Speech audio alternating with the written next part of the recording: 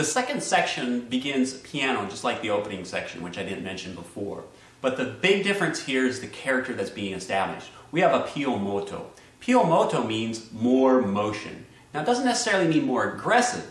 It just means that we're going to increase the tempo and create a little bit more of excitement through here. You also notice down at 38 you get an accelerando. So we're having something going on here that's giving the music some variety, not just a straight repetition.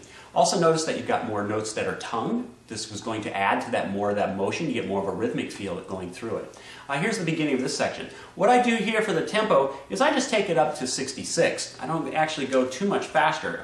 You will be able to notice this. And the reason I want to do that is because at 38 you have that accelerando. So you're going to have to increase the tempo even more when you get to that spot.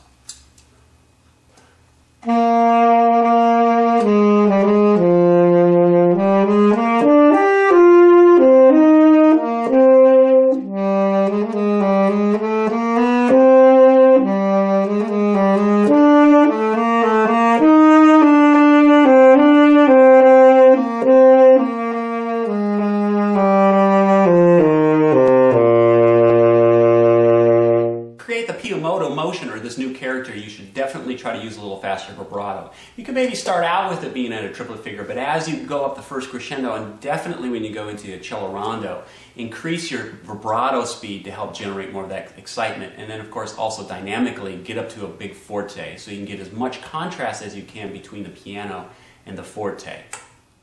There is one technical aspect that we need to look at here, and this happens in measure 36. We've got this little grace note here, and now we don't need to be concerned too much about getting a genteel kind of grace notes. Here we can be a little bit more aggressive because we have a different character setting. But we do have a little bit of an issue with the B flat. Now, it's very important that if you're not comfortable using side B flat and bis B flat, that you do some exercises and force yourself to be comfortable with it. This might be just one of those spots.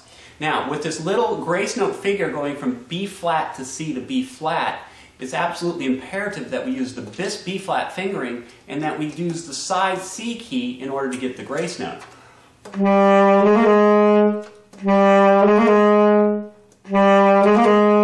Now you may also use the side B flat here and it'll work fine.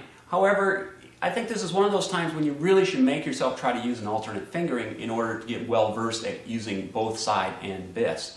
Now on the next B flat that occurs on beat 3, now you should switch over to the side B flat because you really cannot slide from bis B flat to B natural.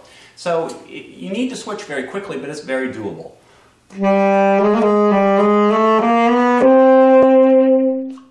Just practice it very slowly and you'll get it within no time. A technical tip I want to let you know about, and it's not really too technical, it's just playing actually hear what's in the music. But when you get to measure 43, I love these lines in tenor saxophone that go down into this low C, because I think that low C is one of the better sounding notes on tenor saxophone. But you get to play this forte, you're an accelerando, so make the most out of this and really practice getting a rich tone and also a rich vibrato as you go down here. Here's measure 43.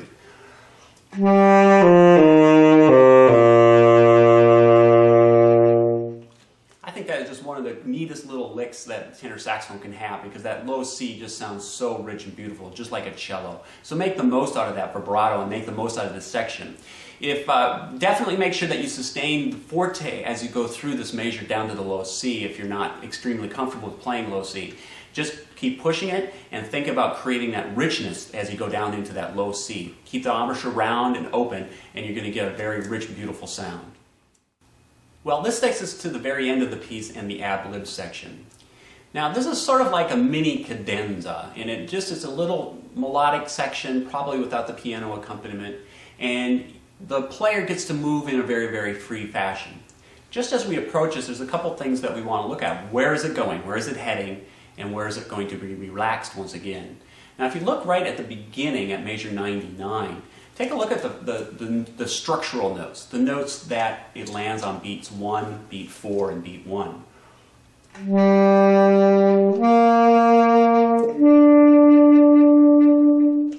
Now look at the last 4 notes of the piece. What do you notice?